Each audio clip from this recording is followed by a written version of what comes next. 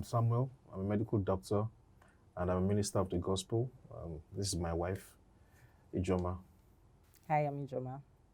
I'm a HR professional and a minister. And we've been married for 5 years, 5.5 years. Yeah.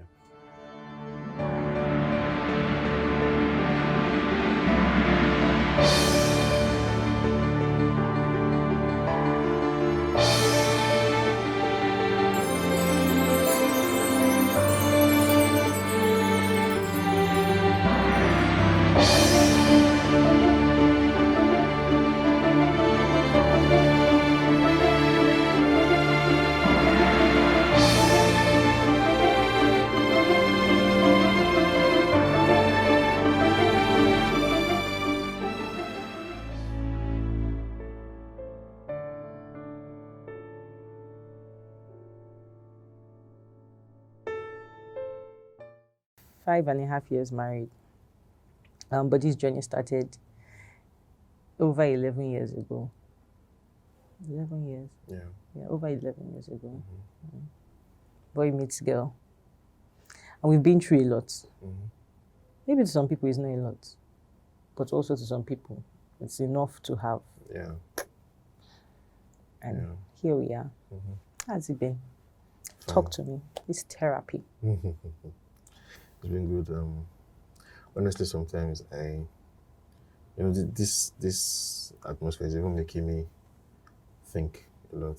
Sometimes I have episodes of genuine gratitude, and I want to tweet about it or something, and I just feel like as if on the Twitter, relationship Twitter hiatus. Yeah, so it feels like as if it's too more much. More of that later, yeah. But when you think about it, right, I think one of the gifts that God gave people is the ability to forget. If I start triggering you some things that we went through, especially when we're dating phase, when we're still getting to know each other, and how many times we almost broke up. Okay, well, it was always me that wanted to break up. Yeah. And all the other things we went through. Remember your repeat year? I remember the money problems. Yeah. I remember the distance problems. Yeah. Right. I think those are part of the things that has made this soup cook like this. That is sweet. Yes, actually, because funny enough, those challenges were not, to be honest, they were not small in their own right, because at least those a are lot of stuff that people break up. Yeah. Those I think there were some that we almost broke up. Yeah. About which one like almost broke up? Are you talking about those flight fantasies of the first year? Okay, let me rephrase some that I almost broke up with you, because you like woman so much, you didn't want to break up. So are you talking about the first year, right? Or there was times you wanted to break up after that first year that you did not tell me about. Well, that you are remembering now. I can neither confirm nor deny the statement. But I'm just kidding. That first year was rough. It was very rough. Like, we could easily have broken up. It wasn't rough for me, sure. Yeah. Do you remember the dinner incident? Yes, no, I did.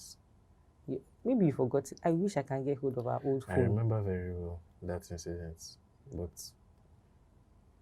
you still were sure. I was sure. Take your handshake. Take your handshake. We like to tell people what you did at that dinner incident. I wouldn't like to tell people what I did at that dinner incident. I'm going to tell people what you did at that dinner incident. It was so long ago, it doesn't count. It counts. This is about our marriage. Yeah. I want to tell them what you did to me as an innocent student. Even though, funny enough, we didn't even talk about it again. Yeah, that's why I was onto something when I said it's the gift of God that we forget. Yeah, that's true. Oh my God, now it is coming back to me. Oh my God, I remember now. I remember the feeling. And you were slightly insecure then. You were still insecure. Of course I was insecure. So I had every reason to be insecure.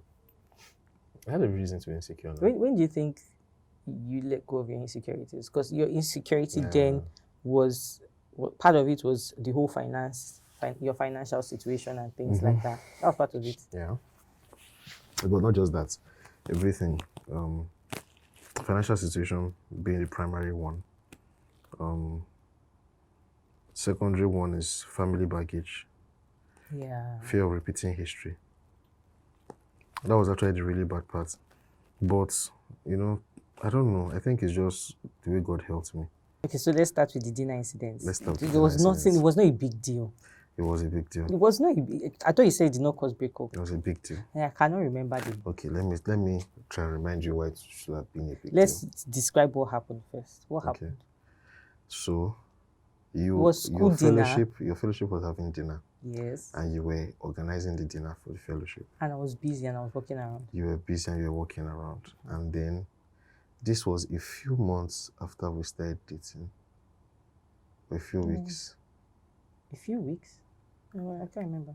Yes, it was the end of the session. At the end of the session was around July, and we started dating in March. Yes. You were yes, you were the one organizing the dinner for the outgoing sets. Yeah. You were now in final year.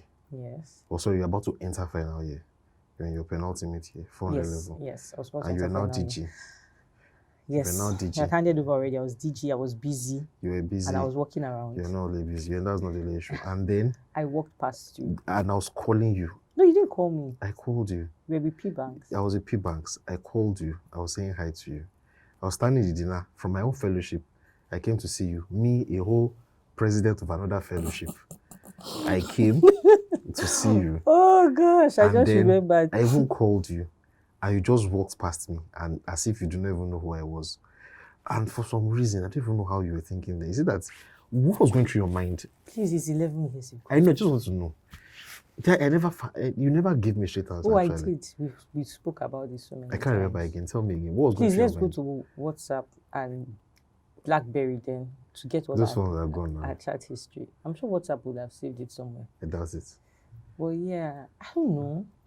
I think anytime I think about it, my mind was I was in DG mode. My head was probably what I remember, like when I close my eyes and I picture, I thought I remember people that meet you now don't know the IG of that. They didn't know the IG. You're so gentle now. Pastor IG is so gentle. Thank God for maturity. Thank God for growing up. To God be the glory. But yeah, I think I must have been forming busy. I was walking up and down or something like that, and I just walked past you. But I think I didn't hear. I was aware you were there, but I didn't hear. And you saw me? I think, I was aware. I must have been aware. Because I knew you were around, so I would have been aware. I know how I think. I'm always aware of people in my surroundings. Sometimes I'm too conscious about people in my surroundings. So I always kind of like try to narrow down so that I'm not acting out based on the people in my surroundings. Because it's a little part of my people-pleasing side that I cope with. I'm still coping with. So to cope with it and to make sure it doesn't cause me anxiety, please, this therapy. I just remembered what P-Bank said that really. I remember, I can't remember exactly what he said, but there was a way he did his face, like he felt sorry for me that you didn't want to associate with me in public or something. It felt really bad, actually. Yeah, I think the audience made it worse. And at that time, we're not in the same place in the relationship. Yeah. We're not in the same place. At that time, you were still very scared. Your convictions were still very deep. My convictions were always strong. So it was you. I wanted to be sure I wasn't making mistakes. I'm like that. I wanted to just be sure. So there were times where, I think this is good, this is perfect, this is the will of God. And there were times where I was freaking out. Like, yeah. And it didn't help that academic issues were coming up at the time. Yeah. I remember that night when you were crying, that you were thinking of breaking up and all that. I don't even know. Sometimes there was a night, you've forgotten, there was a night like this that we're talking, and then next thing, just the tears started coming out, and then you turned away as if you're going to break up. Someone, why are you painting me like a very dramatic person? No, it was just those first few months now. After that, you became a very strong person. Yeah, so. But anyways, let's talk about one of the strongest issues that we had to grapple with, which was, and it also ties to this in the sense that there was the insecurity issue because of our financial backgrounds. That's if I came from money like that. But there was broke, and there was broke. There was brocade, and there was broke. You were broke. you were as broke as what they call a church. You're a church rat. Yeah. And the question then, and there are a lot of things that even when people ask you questions, if people ask, when do you know you're ready for a relationship? And people say things like, at least you should be able to take care of yourself. You could not even take care of yourself. I was living on the goodness of my best friend and later on the charity of my dad's old friends. Yeah. And it was a big issue. Like even basic things that high school love could do for you in school, you couldn't even afford to do it. Yep. there was a deeper reason for Yeah. the insecurities. And it was actually the whole family situation, like family background. It was not just about not having money. It was not just about not It having was money. about what not having money did.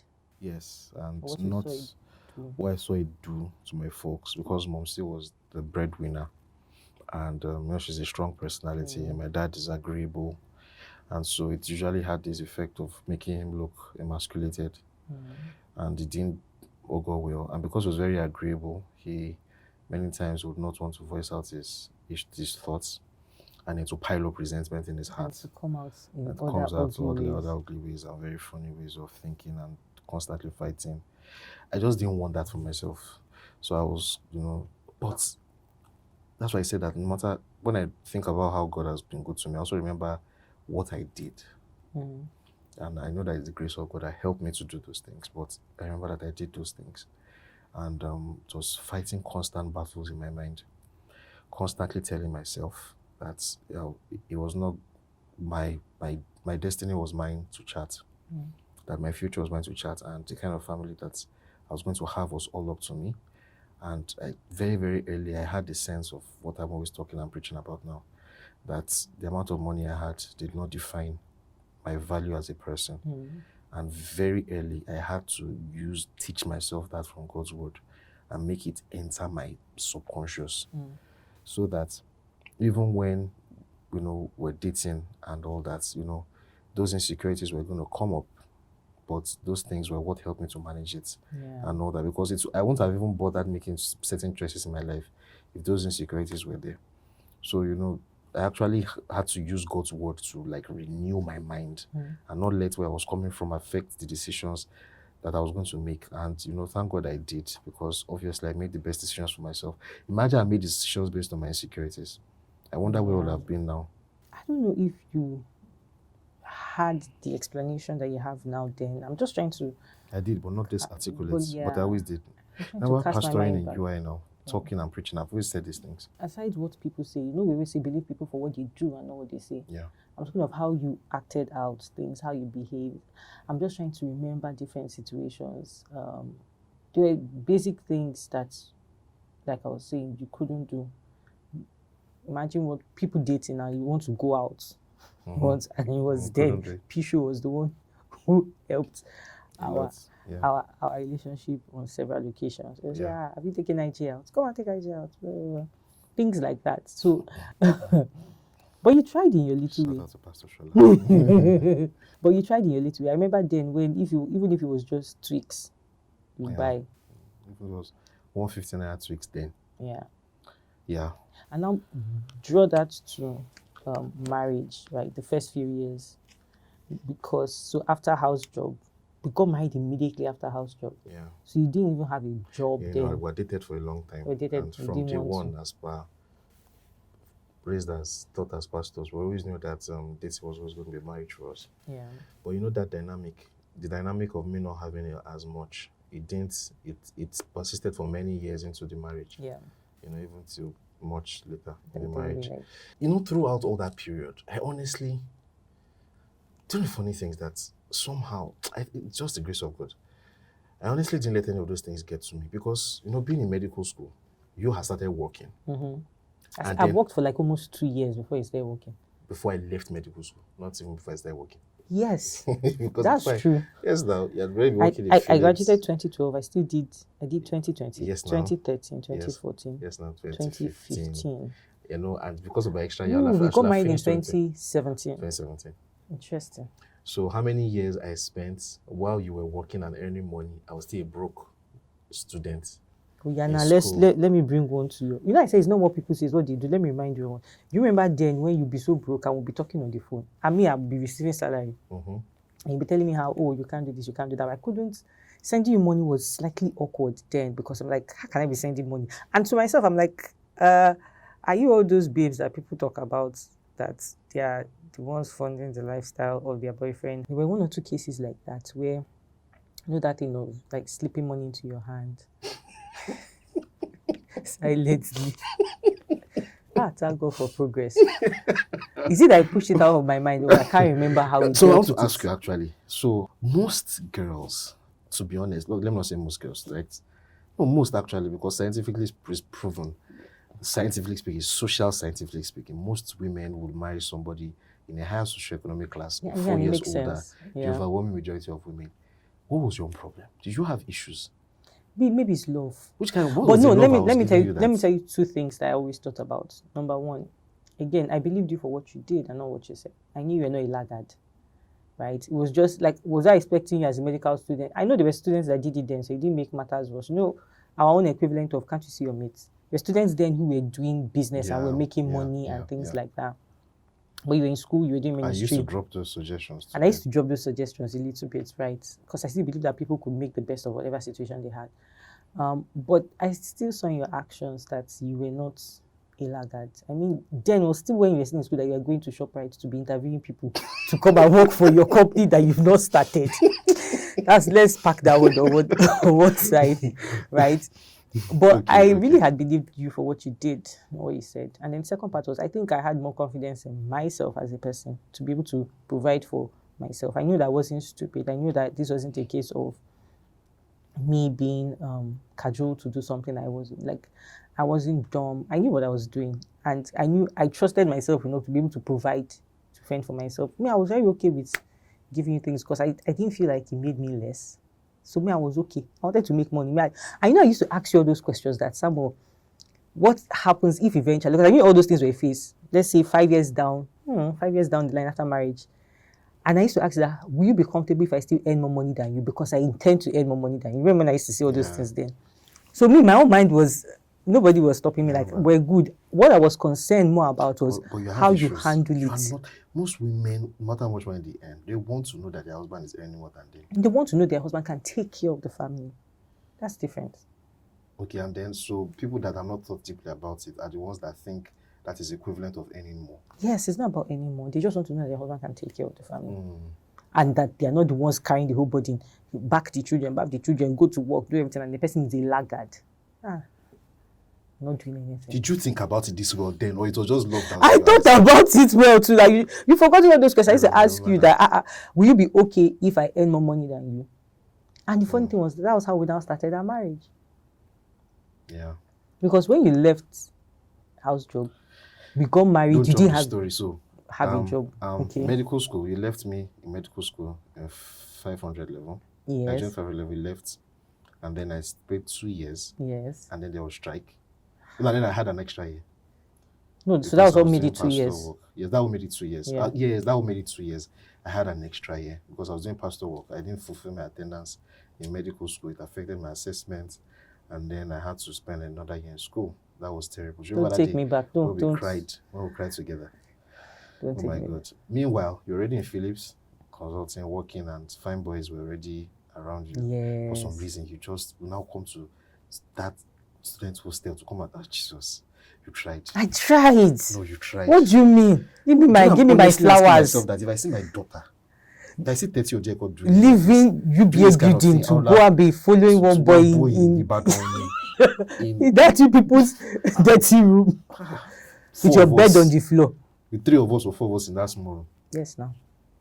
No, you tried. And then I left medical school and then I didn't get a job. That's when house job was hard to get. I spent a couple of months. I didn't get a house job. And I finally got a house job in FM Sabeokuta, and then I finally felt like, finally. Yep. But we dated too long, and then I got married immediately after. Like you finished house job April 6th, we were married April 29th. Yeah. So we're planning all through. Really. Yeah, I married 2 weeks after my house job. And then the month before the house job, you change jobs and then quantum leap for you. And then I now left house job, married immediately after with no earnings. And I had my quantum leap. So the gap now. And even then, I wasn't feeling anything. No. Am I a shameless person? Maybe slightly. Or let me put it this way. Did you just say slightly? Wait, now let me put it this way. Let me now remind you why. You already had plans for Dr. Fairs. Yes. So your mind was already on the venture that we're going to start. Yeah. So we're starting the e-commerce food delivery business. And then you were always okay with barest minimum. I'm the one that taught you how to have the taste of the Yeah, that's bourgeoisie. the good side of Yes, suffering, now. because nothing can scare me again. I've been through it all. I Aside that, grew you up in a had village. trenches taste. I'm the one that be telling you that let's do things like this. Your mind like, what's the? Yes, what's there? And it's good because it will not push you into nonsense.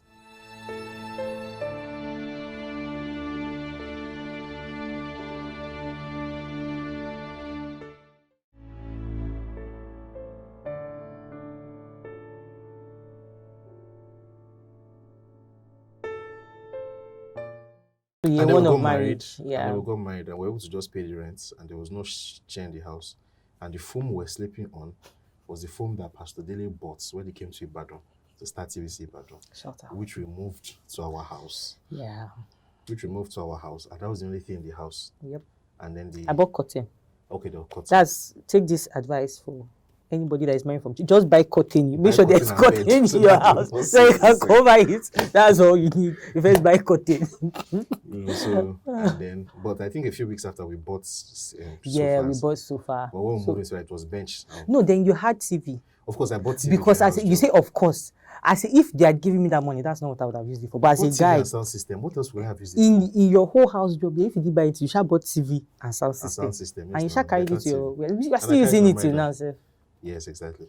We didn't buy bed till I got pregnant. Yeah. We And didn't your get mother beds. told me to buy. Yeah, Told you my to mom's buy like, bed for me. A pregnant woman cannot be lying down on the floor. She has to. And through all that period, I didn't feel anything. Are you sure My you really didn't insecurities feel were anything? dying gradually. No, They over time. weren't dead, but it was. It was God's word that was holding me. Hey, speak up, bring it out. It was God's word that was Because holding let me. me There tell was you, nothing we else. were starting a business, right? And the business was a cost center, not a Yes. money. It wasn't bringing Yes, money. now, so even the money you were making. So you were all the money I was using making was using it to entering the fund the family business. and funding the business. So it was a case of when we make money, just like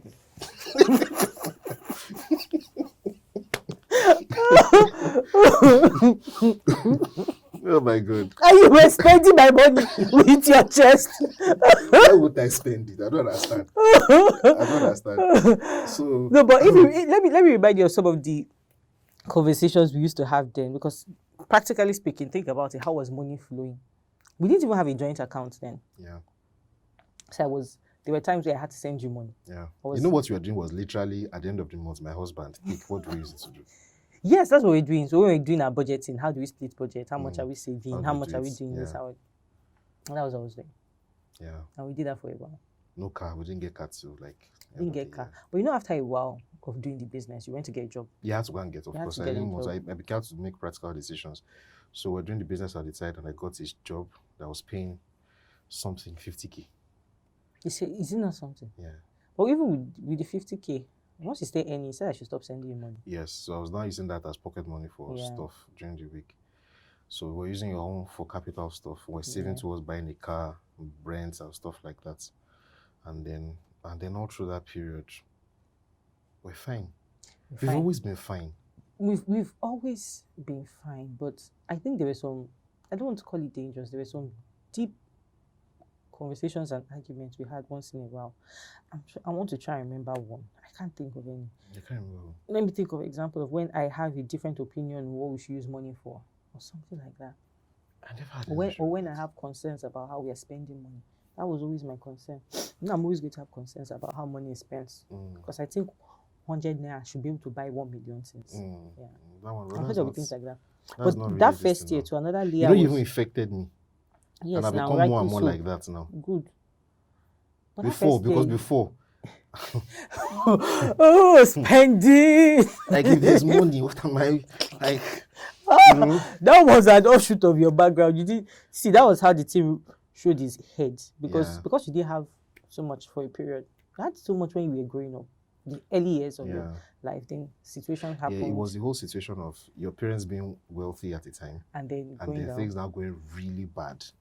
But you have the self-dignity of when you were Well, when you still, balling, do you understand? but So you you still don't you have had the money tasted it to at some match point, exactly. your dignity. So your spending habits then used to be So like my what's spending was always with that sense of entitlement of, well, not in this life. Yeah. You only die once.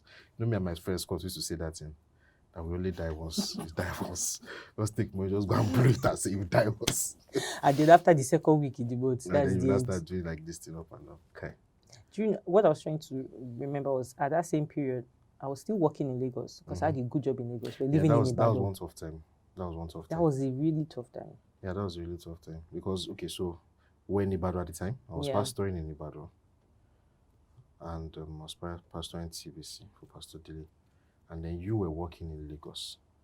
And I asked you then, where do you want us to stay? And you said, Ibadan. Is that where you want to say yes? You said you follow me to Ibadan and you stay there. You said you're working in Lagos. Remember when you No, you know, when you were even considering leaving I your wanted work? to leave the job. And I was like, why would you leave your work?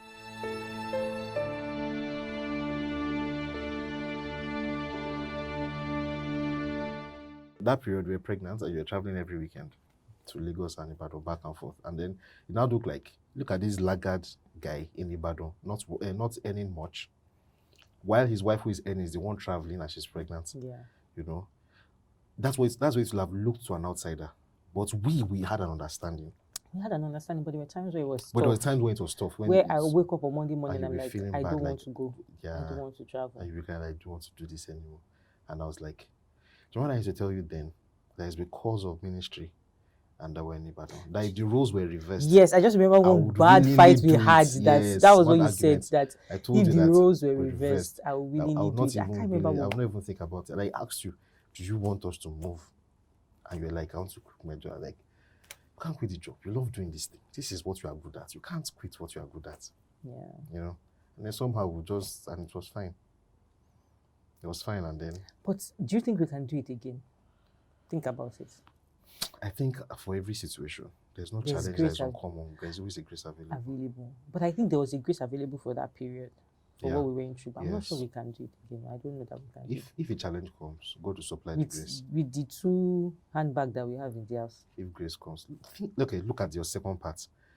After I gave birth to 30, I decided that we're going to move to Lagos, right? Yeah, you're the one doing the traveling. Yeah, and I will start doing the traveling. So we moved to Lagos. I was still pastoring in Ibadan. And for over a year, I was traveling to Ibadan every weekend to go and pastor. Let me ask you a question. Yes. Did you want to do that part just to prove the point that it seemed so easy and simple? I didn't even think about it.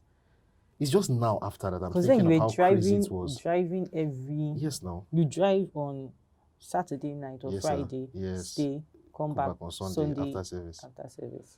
You know? And to me, it was nothing. It was nothing. I actually really... And then you still used to work during the week. And I was so still you work in Lagos during Lagos. the week, travel weekend to preach, come back.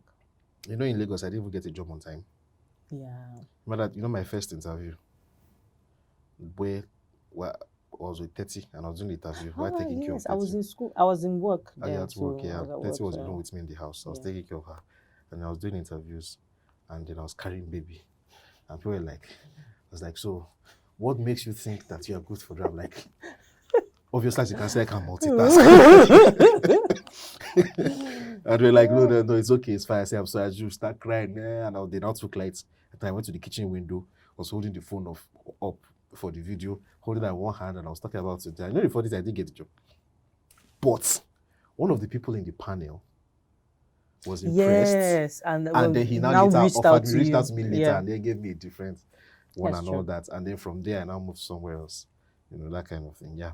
So, and even all that period, I think in every situation, no matter how tough or how bad, because actually, there are a couple of people that have had nothing as tough as that, and you already be exasperated and emotionally and psychologically. Yeah. It's like things get into them. Yes. It's tasking. I think one of the things that helped us is the fact that we had gone through our lions and our bears so we could face these Goliaths. In the sense that if you went from 0 to 100, do you understand? It would have broken us. Like, I mean, I'm working in Lagos. I'm the one earning the big bucks. You are in Ibadan. Big we were doing now it's not. It was the big bucks then. It was the big bucks then. I was working in Lagos. I was earning big bucks. So that's one. And you now layered it with the fact that I was traveling and you were at home. You now layered it with the fact that you were pregnant. I was pregnant. Then the last part was, what were you even doing in that Ibadan? I was pastoring. It's Aside ministry. pastoring on yes, well, it's full time. You were pastoring, and then you were doing doctor first before you got work with So that's the question. To an outsider, I can look like, but we knew what we were doing. Yeah. To an outsider, it would have looked very funny. You would have looked funny. It would have looked very funny. But we knew what we were doing. We had an understanding, and that is very important for couples. You have to you have to know what you are doing. Yeah, and it's me and you against the world. It has to be me and you against the world, because the outsiders cannot really fully understand what is going on. There's no advice that people can ever give in a marriage relationship that can never be perfect, because there's a dynamic between both of you that somebody outside can never you can't even simulate it. You can try as much as possible, but it's not the same. Some deep psychological connections that an outsider cannot. There's a way that a couple can be fighting, right?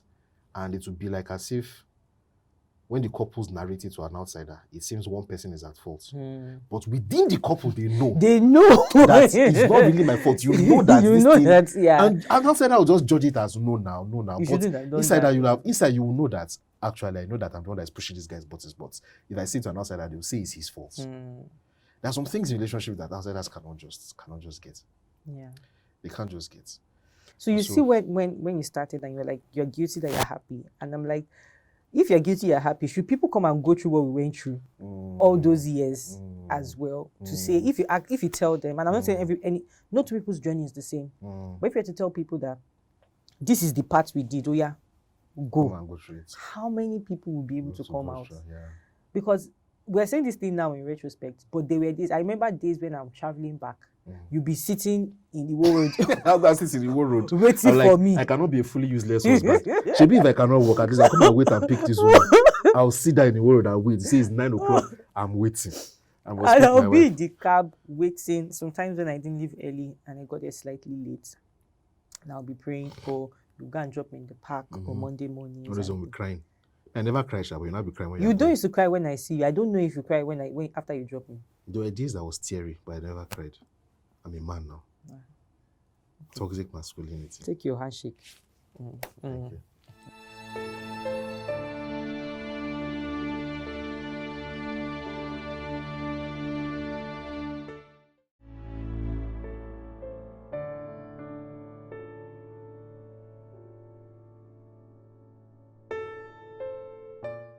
But you know one thing, no matter what we went through, even that first year, First year, you mean in relationship? In relationship, that first year when we were in school, and you're always saying you didn't know whether you're committing sin by being in a relationship. I didn't say that. That's what that thing boiled down to. You were just scared whether I was just scared. Full stop. They made you to think that relationship was, now, the way they brought you up.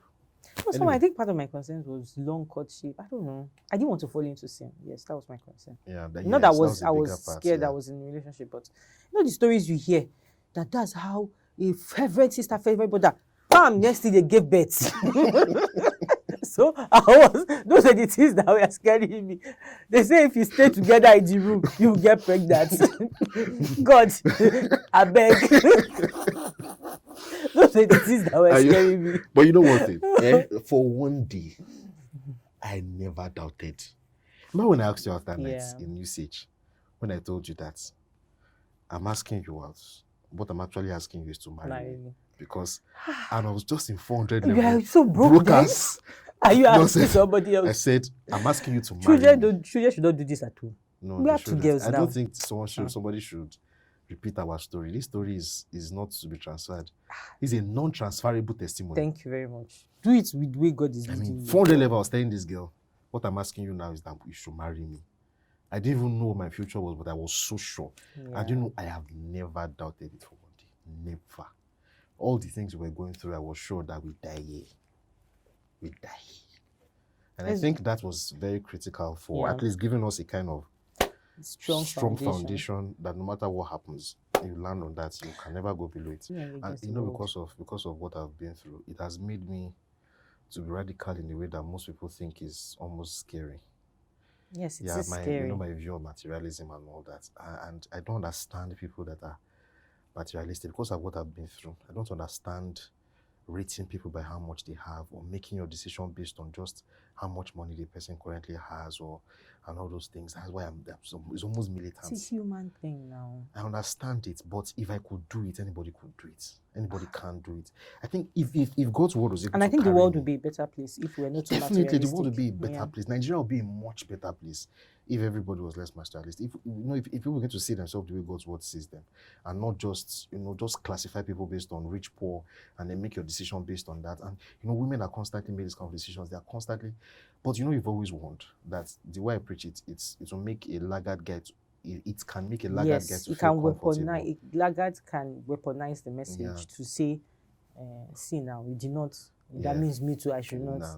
And those are part of the dynamics that you will still know, you will still smell a rat when you see a rat. Yeah. You know that this one is different. Yeah, this is a bad mindset. You don't want to walk. I'm anti-laggard too, because I don't believe in a guy just being useless. Yeah. Let's talk about the recent one that made you cry. Yeah, I didn't cry. But that made you sad. It made me sad. I didn't cry. You didn't cry? Well, it broke me, because it made me cry. It made you cry? Yes, no. There was a night that Bobby called from the UK about it. And I was praying, and we're praying, and the next day I just started crying. Yeah. And, I just started crying. And maybe because we're feeling each other that now we've been through, we've had peace always. No problem. We've always just had a good time. Okay. And then something happened recently. That's February this year. January, actually, after my birthday. January. Just after my birthday. Yeah, tell people what happened. Where do I start from? That's how somebody went to wish me happy birthday on Twitter. And he did not stop it there. I was too excited. I was carried away. You're so excited. You're so carried away. And I think you had done a series of tweets around not rating people based on spec and things like that. So you were trying to use physical speculation. You're trying to use a personal example. And they spoke about how when we first met, I was not a spec. And man. And then two people, our classmates from school, were like, IJ was fine now back then. And I was like, why didn't you guys ask her out? And then I replied as well. Yes. And it was just bants. And we always used to bant like that. Yes, and I replied someone who replied you, and I was like, help me tell him, like I was a babe, a whole beauty and brains or something like that. And then it entered. It entered the wrong side of Twitter. Do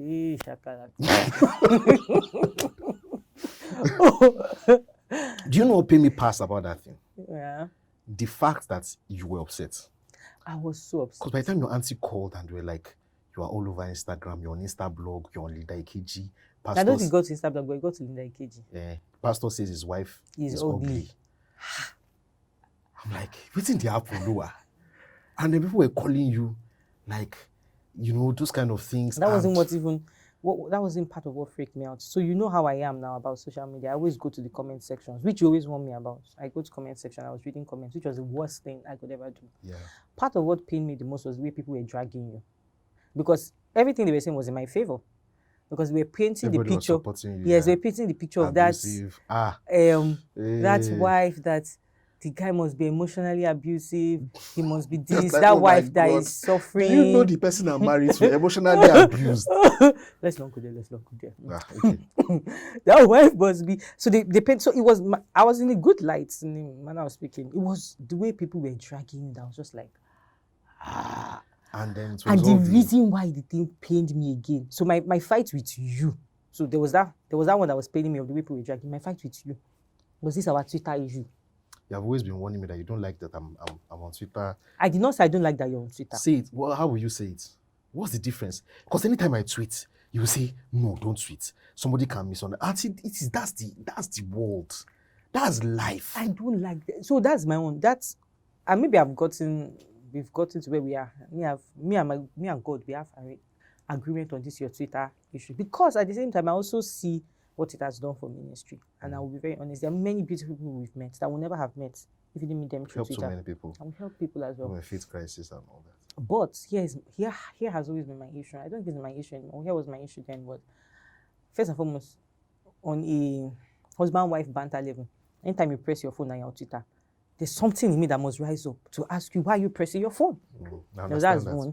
Then the second one was, I always used to be like, first of all, me, I don't like Twitter. Part of the reason why I don't like Twitter is because of the way it makes people be savage in how they respond. Like, people talk on Twitter in tones and words that they can't say to your face normally. And I'm like, I have conversations with people every day. You people won't talk to me like this. You won't talk to each other like this. Why is it that you go on Twitter and then someone makes a statement and they're abusing your mother? And I'm like, so that has always been so I'm always afraid of and most people who spend time on Twitter, that was part of my issue with you.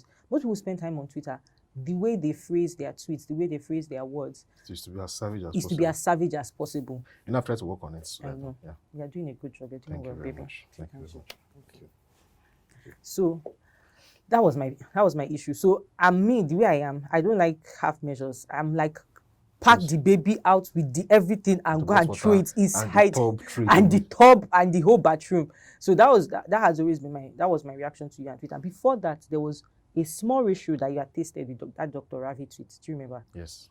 So that was my first taste to how ratio can be. What is this? But that last one was bad. Before we knew it, like KG, it was all over Instagram.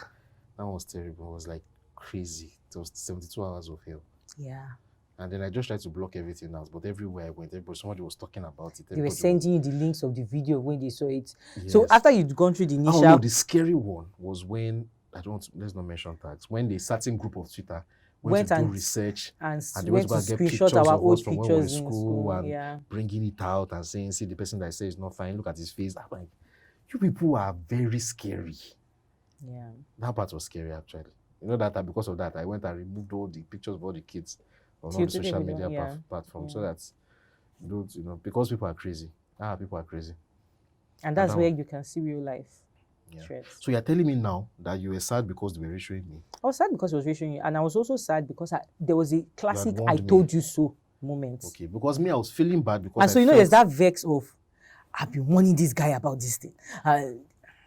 And you were feeling bad because... I felt it was getting to you. And yes, it got to me now. Exactly. So even for my whole face, my whole demeanor, everything, I wasn't So that's happy. what made me sad now.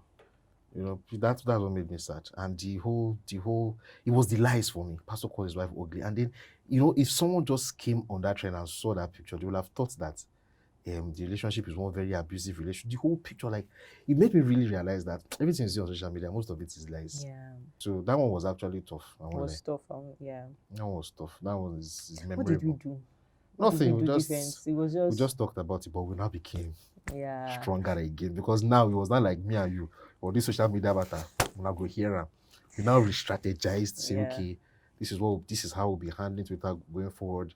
This is how we'll deal with it. And funny enough, it even made us, I think those were even the things that even catapulted us to be able to, I think God used it. Because the you before that thing would not have had the confidence to go and discuss sensitive topics in a video podcast. Yeah. But after that, we're like, you know what?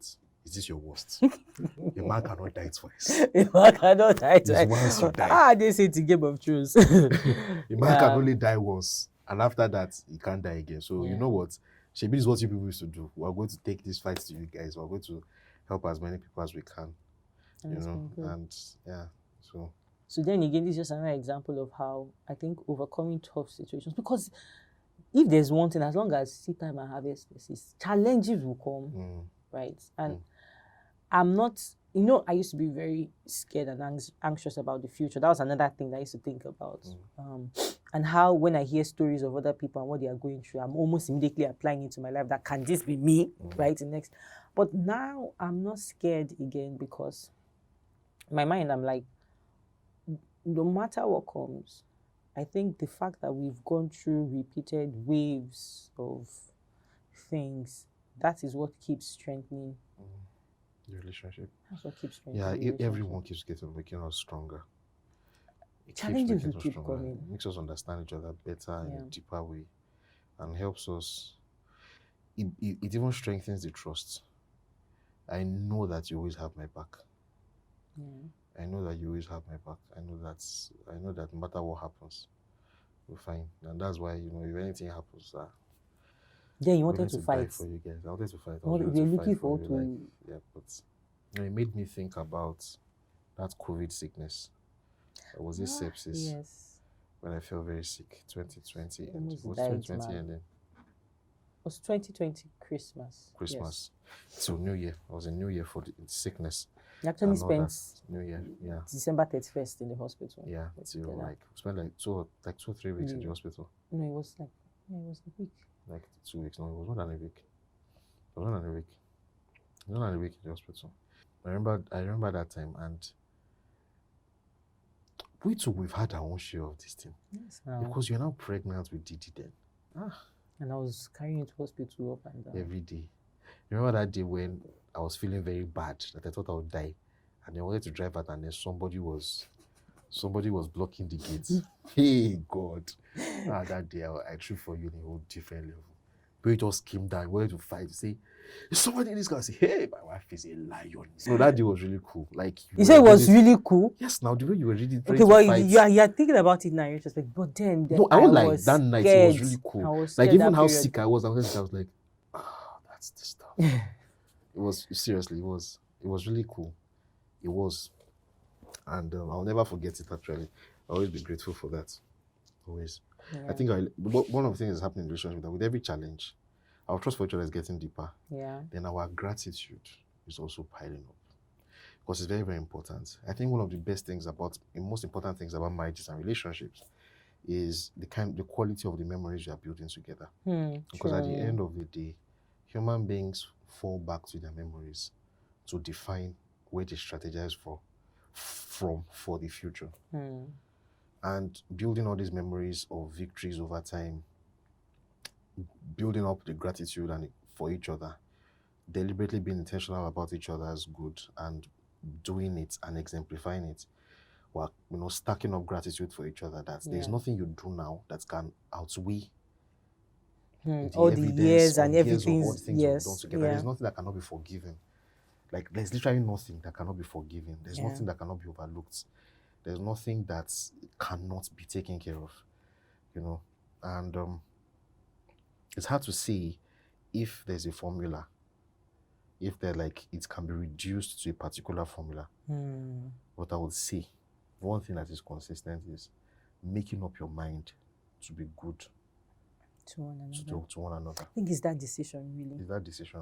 It's that decision that no matter what comes, we are in it together. There's something we used to say, it's you and I against the world.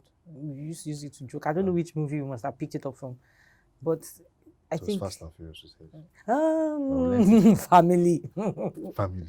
You and I against the world. It was you and I against the world. So I think that thing had just always stuck. And now I think about it for years, like throughout the past 11 years we've been together, there have been different things that have always come up, but we'll go back. Like even if outside we want to cry, we'll cry to each other inside. That's why we're always crying to one another inside. Nobody else is saying, that's because me too, I'm a guy. Well, we had that decision to say it's you and I against the world, and lions, bears just make us. This Goliath that we went through has now become a lion and bear that has prepared us for the next. Whatever is coming, let's see. It's interesting to see what is coming. Let's see now.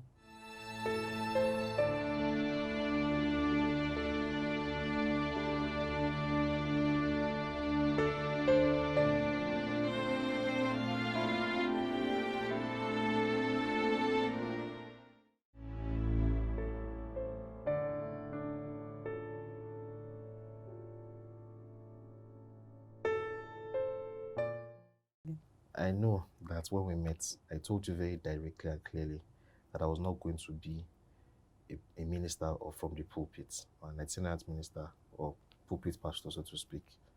I know, and I was very sure at the time that I was not going to be. However, God is sovereign, and I cannot decide for God how He does these things. Yes. Okay. And so now that God has done our steps to this point, right, where we are now ministers, the Bible says that what God has joined together, let no man. See the way you are just cooking it, you are just putting everything. Finish now. Finish. So what God has done together, let no man put asunder, including the ministry of the gospel of Christ. So, and I'm happy that you have been very supportive. No. Before you start giving me my accolades, just wait.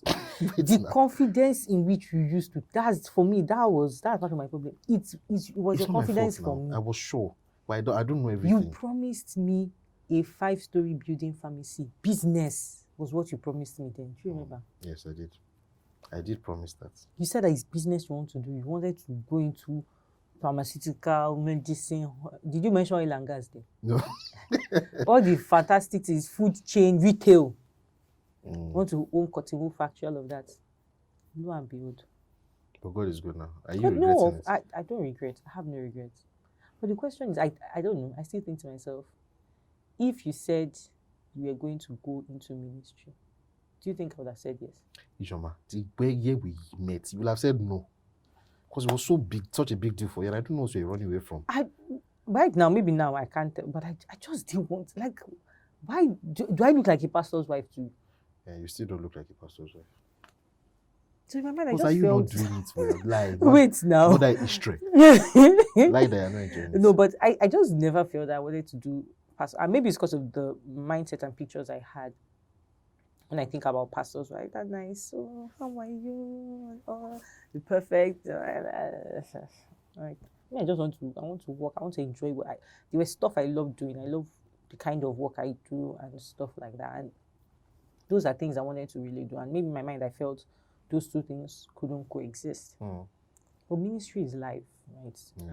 Ministry is your life. You are wherever you are in active ministry. You're not in part-time ministry. I think those are things that I've now come to understanding. And I think maybe the other part was we were eased into it. See, God is not our mate. Yeah, it was gradual. God knew now. Associate because pastor, because at everybody, pastor, even when you're then- studying associate pastor, do you remember the time when you told me that PD said you should come and do associate pastor?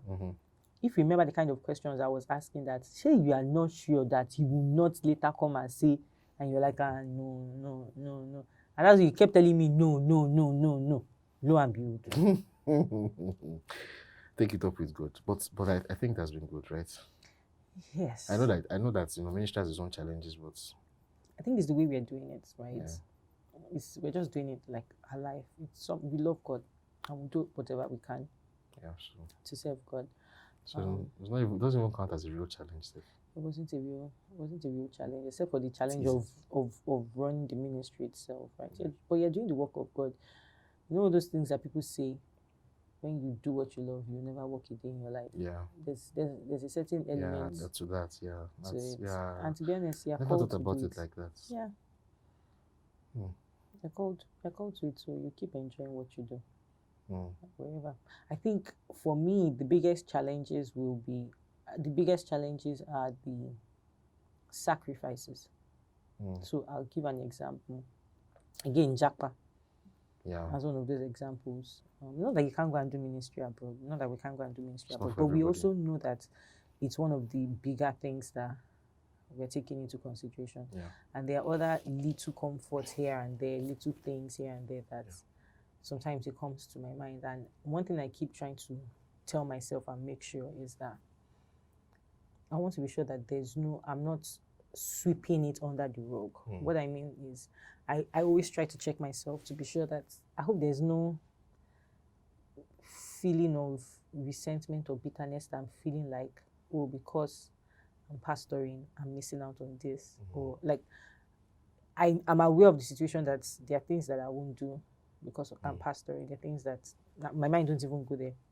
I keep checking to make sure that there's no part of me that is feeling resentful. Because it will always come out. It will come out in the future. Either the resentment comes out towards you or it comes out towards God.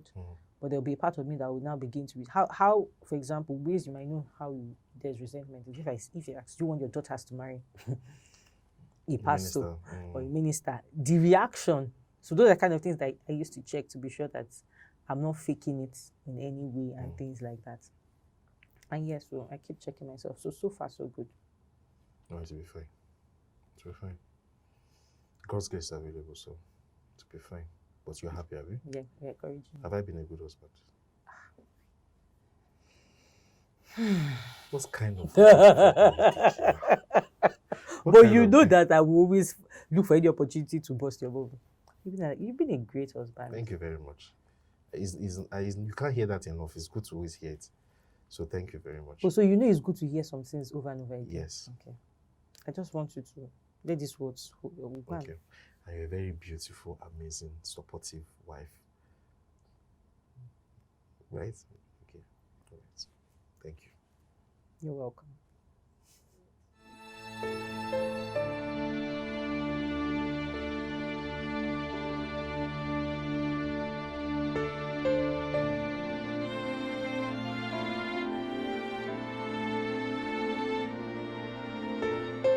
Encouraging other couples. I think when you understand that you have life ahead of you, challenges will always come your way. It's a privilege to do life with someone. So I think the important thing is to enjoy it while you're doing it. Challenges will always come. But imagine if you wake up 40 years from now and all you could think about is the fact that you were not enjoying the process while you're going through it, or the fact that you spent most of your time being afraid of the challenges. Challenges will come, just pack that one at the back of your head. What you should really focus your energy and attention on is building the bond, enjoying the relationship, becoming stronger. That way, the challenges that you go through won't really feel like challenges at all, because you'll be more than equipped to go through it. And the beautiful part about marriage, Christian marriage, is that because it's the will of God, God has already made provision and grace available for people to do it. So just enjoy marriage. Marriage is sweet and to be enjoyed. And there's nothing that you're going through that God hasn't made a way of escape. This is my sincere advice to every couple out there. And I'm going to say, to be direct, that what really builds a good marriage, a strong marriage, is the value system. It's not the kind of personalities, it's not your common interests, it's not the person's looks or the amount of money the person has. All those things are actually external. The thing that will actually build a good marriage are quality values, certain values that bring the best out of people, certain values, certain belief systems. And those belief systems are, I've not seen it anywhere else, and I spent a lot of time thinking about it, but I've not seen it anywhere else coherently laid out like in the scriptures, like in God's word. If you build your mentality, if you build your values to be based purely on the revelation that we see in scriptures, your outlook on money, your outlook on other people, how to love people, how to be humble, how to be long-suffering and truly forbear with people, how to be truly kind, how to have faith, and to do those are the really things. Even if you have differences in personalities, I like doing this, I like doing that, your values will always compensate and make you make painful sacrifices for each other. Even if you're in different places with respect to your looks and your finances and status and all those things are amenable to certain core values, right? So having the core value of commitment to a person, being kind to a person, being willing to make sacrifices for a person, those core values, those are the things that truly make a good marriage work. And I would really advise that you spend a lot of time, even if your mind is not there psychologically yet, and you have a lot of baggage from your past or your background or whatever it is. If you actually spend time looking into God's word and really adopting these values and telling yourself, imbibing them and inculcating them, contemplating on them and meditating on them, they can actually shape your mind and renew your mind to make you an objectively better spouse, an objectively better person to your partner. And when that happens, you're going to have a better marriage. You will. That's my sincere advice. I hope I didn't sound too pastoral, but I don't have any other way to say it. Thank you.